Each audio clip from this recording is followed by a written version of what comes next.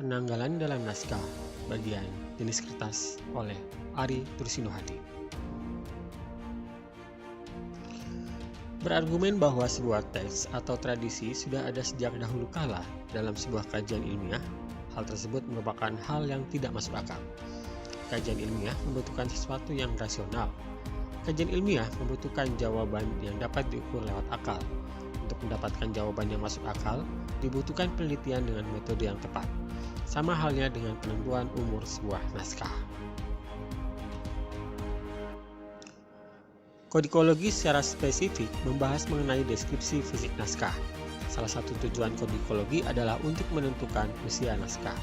Dengan mengetahui deskripsi naskah, kita dapat membandingkan dengan naskah yang lain yang sejenis, sehingga dapat dikelompokkan dalam kategori naskah dalam kurun waktu tertentu.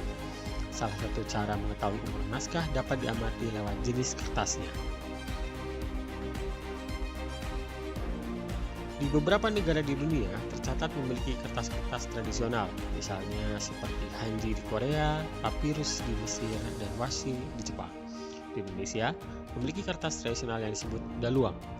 Daluang ada kertas Jawa yang terbuat dari serat kayu pepper mulberry atau Brusonetia papyrifera Fen, atau dikenal dengan sebutan pohon saeh di tanah Sunda. Daluang digunakan sebagai media naskah kuno dan wayang beber. Bukti keberadaan daluang dapat ditemukan pada naskah kuno Kakawin Ramayana yang berasal dari abad ke-9.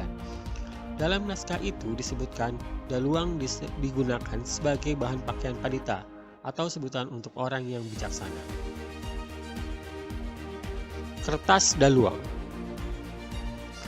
Pada abad ke-18, daluang digunakan bukan hanya sebagai pakaian pandita, tetapi juga kertas suci, ketu atau mahkota penutup kepala, dan pakaian untuk menjauhkan dari ikatan duniawi. Pada saat datangnya Islam di Nusantara, daluang digunakan sebagai bahan wayang beber, salah satu jenis wayang di Jawa yang memanfaatkan lembaran atau gulungan daluang untuk merekam kisahan atau cerita pewayangan dalam bentuk bahasa gambar. Peneliti LPMQ Ali Akbar mengatakan, mushaf Al-Quran paling tua yang pernah ditemukan LPMQ ada di Bali.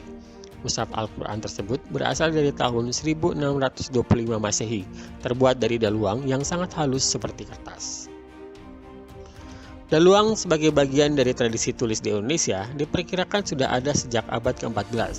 Hal ini tertuang pada naskah Undang-Undang Tanjung Tanah di Gunung Kerinci yang diteliti oleh Dr. Uli Kozok dari Hawaiian University pada tahun 2003. Lontar. Lontar merupakan metatesis dari kata ron atau daun dan tal. Jadi, lontar mempunyai pengertian daun tal. Pohon tal yang daunnya dijadikan kertas ini termasuk jenis pohon palem. Bentuk daunnya seperti kipas dan tumbuh liar dengan perkembangan yang sangat lambat. Daun yang digunakan untuk alas tulis adalah daun lontar yang masih muda dan cara memetiknya tidak boleh dijatuhkan, namun harus dibawa turun. Lontar sudah digunakan pada awal abad ke-10. Sampai abad ke-20 masih digunakan di Jawa Timur dan Madura. Sementara di Bali dan Lombok masih menggunakan lontar sampai sekarang. Kertas Eropa. Kertas Eropa adalah kertas yang secara khusus dibuat oleh negara-negara di Eropa. Kertas tersebut kemudian dijadikan alas tulis oleh masyarakat di Nusantara. Ciri khas dari kertas Eropa adalah memiliki watermark atau cap air. Watermark atau cap air adalah simbol atau gambar yang terpadu pada sebuah kertas yang dapat terlihat jika kertas tersebut diterawang ke arah cahaya. Contoh penggunaan watermark atau cap air pada masa sekarang dapat ditemukan pada uang kertas. Kertas yang berwatermark ini dibawa dan didatangkan ke Indonesia oleh VOC dan selanjutnya oleh pemerintah Hindia Belanda. Karena persediaan kertas pada waktu itu terbatas, maka kertas-kertas yang baru saja datang tersebut segera habis terpakai, antara lain untuk menyalin naskah. Dengan demikian, dapat dibuktikan bahwa naskah-naskah yang ditulis pada kertas yang berwatermark ini hanya dibuat selang beberapa tahun sejak kertas itu dibuat. Jadi, umur naskah dapat diperkirakan tidak jauh berbeda dari umur kertas. Kertas Eropa yang beredar di Nusantara berasal dari 3 negara, yaitu Belanda, Inggris, dan Italia. Abad ke-19, pemerintah Belanda mengeluarkan peraturan khusus sebagai pengekspor kertas ke Nusantara sebagai penumpang keberlanjutan pabrik-pabrik kertas di Belanda.